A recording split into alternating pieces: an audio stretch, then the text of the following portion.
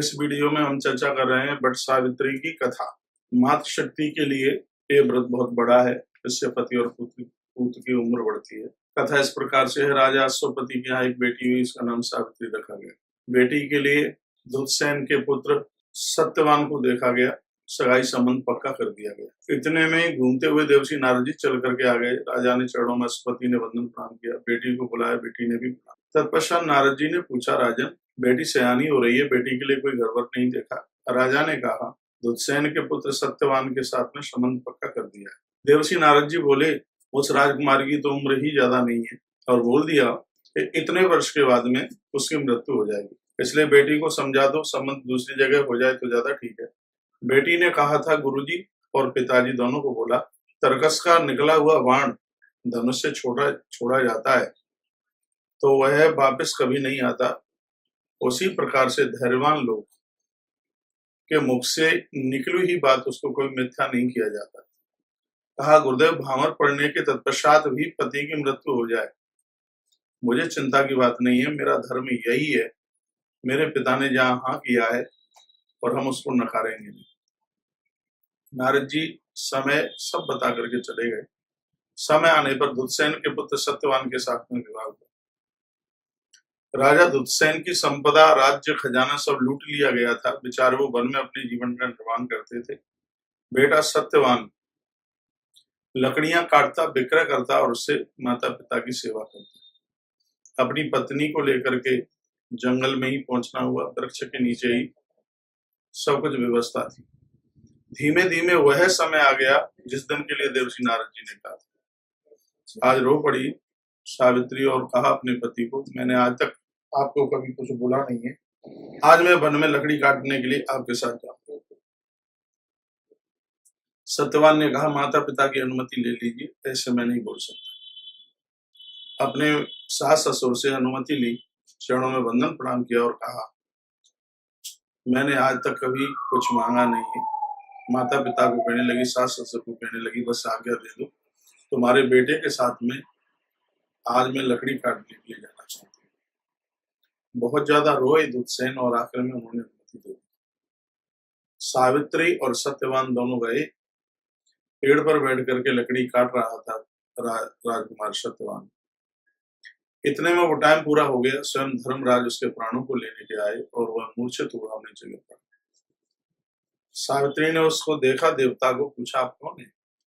कहा, मैं धर्मराज हूं, तुम्हारे पति का समय पूरा हो गया है, मैं इसको लेने के लिए आया। सावित्री ने कहा, लेने के लिए तो तुम्हारे दूत आते थे, तुम्हारा आना कैसे हुआ? धर्मराज ने कहा, हे देवी, तुम बहुत तपस्वी हो, तुम्हारे सुहाग को ले जाने के लिए मेरे दूतों की क्षमता नहीं है, इसलिए मैं चल के आया। सावित्री ने प्रणाम किया और कहा, ले जाइए, मैं मना नहीं करती। धर्मराज उसके प्राणों को लेकर के चले। सावित्री पीछे पीछे चलने लगी। पूछा गया, पीछे मुड़ करके देखा, कहा, देवी तुम कहाँ जा रही हो? तुम्हारे पति के प्राण तो नहीं मिलने वाले। सावित्री ने कहा कि महापुरुषों ने ये कहा है, जहां पर महापुरुष चलते हो उनके रास्ते पर ही चलना, उसी में जी माता का कल्याण है, इसलिए हम पीछे चल रहे थे। धर्मराज इतने प्रसन्न हो गए और कहा, हे देवी, अपने पति के प्राणों को छोड़ करके तुम मुझसे जो एक वरदान मांग सके वो मांग ले। सावित्री ने त्रिवाचा भरवाई, कहा, हाँ बिल्कुल मांग लीजिए। तब कहा कि हम आपसे वरदान मांगते हैं, हमारे सास ससुर की आंखें नहीं है, उनको आंखें मिल जाए। धर्मराज ने कहा, ऐसा ही होगा, सास ससुर को आंखें मिल। तत्पश्चात फिर सत्यवान को लेकर के चले। सावित्री पीछे पीछे जा रही थी। फिर मुड़ के देखा तो देवी आ रही थी। कहा, देवी तुम क्यों परेशान हो रही हो? तुम्हारे पति के प्राण तो मिलने वाले नहीं, क्यों पीछे पीछे चल रही हो? सावित्री ने कहा, ऐसा सुना गया है, जहां पर महापुरुष रहते हैं वो स्थान किसी बहुत बड़े तीर्थ से कम नहीं होता। हम तो जहां आप रहते हैं उस स्थान को मत्था टेकने के लिए जा रहे हैं। धर्मराज इतने प्रसन्न हो गए और कहा, देवी, पति के प्राणों को छोड़ करके तू एक वरदान जो हमसे मांगे सुनो। सावित्री ने दूसरे वरदान में मांगा, मेरे सास ससुर का जो राजपाट चला गया है वह द्वारा से मिल जाए। कहा, यही होगा। तत्पश्चात उधर राजपाट मिल गया, जिस राजा ने उन्हें जीता था उसने वापस कर दिया। तत्पश्चात धर्मराज चले, सावित्री पीछे पीछे जा रही थी, फिर मुड़ के देखा, कहा देवी तुम क्यों परेशान हो रही हो, तुम्हारे पति के प्राण तो वापस होने वाले नहीं है। सावित्री ने कहा कोई बात नहीं है, मैं इसलिए पीछे चल रही हूँ, कहा महापुरुषों की सेवा बड़े भाग्य से मिलती है, जहाँ आप रहते हैं वहां मैं लोगों की सेवा करूंगी कुछ दिन। इतने प्रसन्न हो गए धर्मराज और कहा बेटी देवी एक वरदान तुम हमसे और कोई मांग लो, अपने पति के प्राणों को छोड़कर जो मांगोगी हम दे देंगे। सावित्री ने कहा कि मेरे कोई भाई नहीं है, ये वरदान दे दो कि मुझे 100 भाई मिले। धर्मराज ने कहा ऐसा ही होगा, ये कह करके चल पड़ी। तत्पश्चात पीछे पीछे सावित्री भी चलने लगी। पीछे मुड़ करके देखा तो सावित्री आ रही थी। कहा देवी तू क्यों परेशान हो रही है, तेरे पति के प्राण तो मिलने वाले नहीं है। सावित्री ने कहा कोई बात नहीं, हम तो इसलिए वहां पर जा रहे थे, जो भगवान के भक्त होते हैं उनकी सेवा यदि मिल जाए तो बहुत बड़े पुण्य की बात है, उनका दर्शन हो जाए बहुत बड़े पुण्य की बात है। वो कितने बड़भागी लोग हैं जो तुम्हारे चरणों से जुड़े हैं। हे देव एक बार उनका दर्शन करने के लिए हम जा रहे थे। इतने प्रसन्न हो गए धर्मराज और ये कहा कि अपने पति के प्राणों को छोड़कर तो एक और वरदान कोई मांग ले, वो हम तुझे दे दें।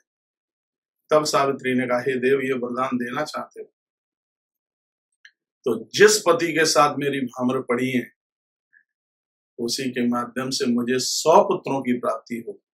एकाएक मुंह से धर्मराज के मुंह से निकल गया कि ऐसा ही होगा। तब सावित्री ने कहा ऐसा ही होगा तो अब पति को छोड़ जाओ, क्योंकि पुत्रों के जन्म के लिए मुझे पति की आवश्यकता है। चरणों में वंदन प्रणाम किया धर्मराज ने, सत्यवान के प्राणों को छोड़ करके गए। सावित्री ने तो वट वरगद के वृक्ष की रोज की तरह आज भी पूजा की है, परिक्रमा की है, प्रदक्षिणा की है। 108 बार सूत उसकी पिंडी से लिपेड़ा है। ये आपने सावित्री सत्यवान की कथा सुनी है। जो माताएं आज के दिन, जिसे वट सावित्री के ही नाम से जाना जाता है, बरगद की पूजा करें, प्रदक्षिणा करें, परिक्रमा करें, सुहाग की दीर्घ आयु होती है, लंबी आयु होती है, परिवार दिन दुना रात्रि चौगुने के रूप में बढ़ता है। इसलिए मातृ शक्ति को चाहिए आज के दिन वह वट पूजा करके, बरगद की पूजा करके ये सौभाग्य जरूर बनाए। वीडियो कैसे लगी आप लाइक करके, वीडियो को शेयर करके अपना जवाब जरूर भेजेंगे। चैनल से पहली बार जुड़े हैं, चैनल को सब्सक्राइब करके बेल बटन दबाना ना भूलें। बहुत बहुत धन्यवाद मेरी सभी बहन और माताओं के लिए। वट सावित्री बहुत विशेष हो, प्रभु के चरणों में हमारी ऐसी प्रार्थना है। धन्यवाद।